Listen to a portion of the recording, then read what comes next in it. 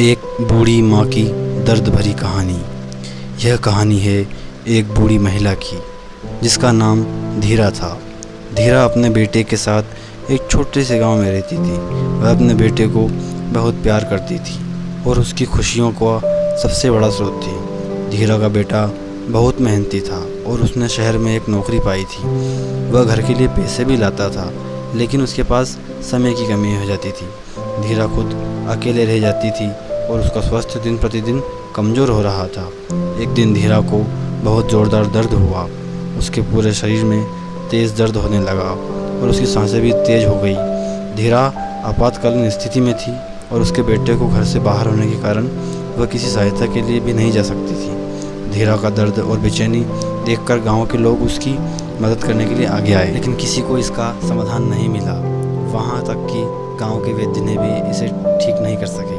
धीरा दिन रात दर्द में रोती और धीरा की हालत लगातार बिगड़ रही। रोज़ रात भर उसे नींद नहीं आती थी और दर्द के चलते उसकी दिनचर्या भी प्रभावित हो रही थी।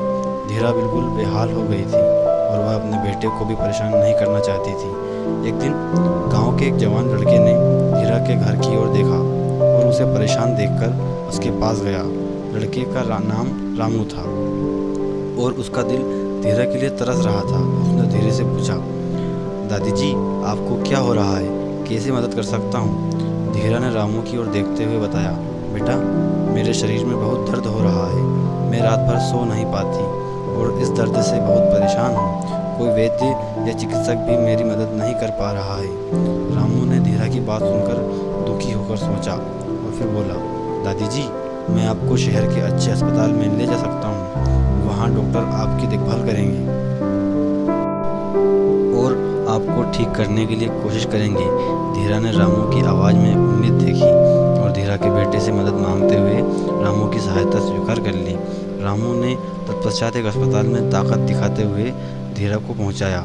अस्पताल में डॉक्टर ने धीरा की स्वास्थ्य स्थिति का परीक्षण किया और विशेषज्ञों की सलाह ली। उन्होंने धीरा को कुछ जांचें कराने के लिए कहा और रोगी बने हुए उनका सम्मान किया। धीरा की आंखों में आंसू थे क्योंकि वह खुद नहीं सोच सकती थी कि कभी भी उसे इतना सम्मान मिलेगा। उसे एक सुखद अनुभव हो रहा था जो लंबे समय से नहीं मिला था। डॉक्टरों ने धीरा को ठीक ठहराने के लिए उपयुक्त दवाओं की सलाह दी और रेगुलर चेकअप के लिए उसे अस्पताल में रखा गया। धीरा के बेटे ने अपनी मां का ख्याल रखने का वादा किया और रोज़ उसके पास आकर उसका ध्यान रखने लगा। धीरा का स्वास्थ्य धीरे धीरे सुधरने लगा और उसका दर्द कम होने लगा। धीरा को खुशी हुई कि उसका बेटा उसके लिए इतनी देखभाल कर रहा था और उसका स्वास्थ्य सुधर रहा था। धीरा अस्पताल में अपने आसपास के लोगों से भी दोस्ती की। उन्होंने अपनी मदद के लिए उनकी सहायता को स्वीकार किया और अपने दर्द की कहानी सभी के साथ साझा की।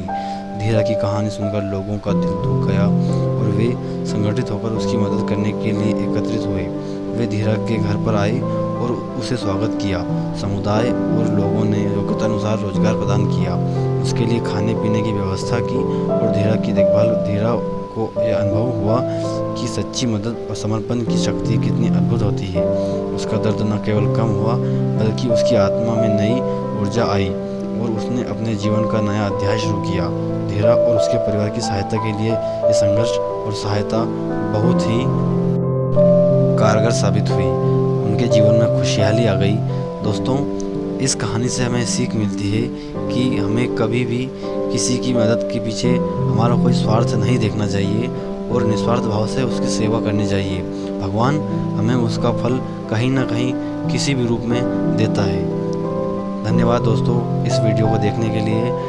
आगे भी हमारे साथ बने रहना। चैनल को लाइक करना, सब्सक्राइब करना। धन्यवाद। जय हिंद दोस्तों।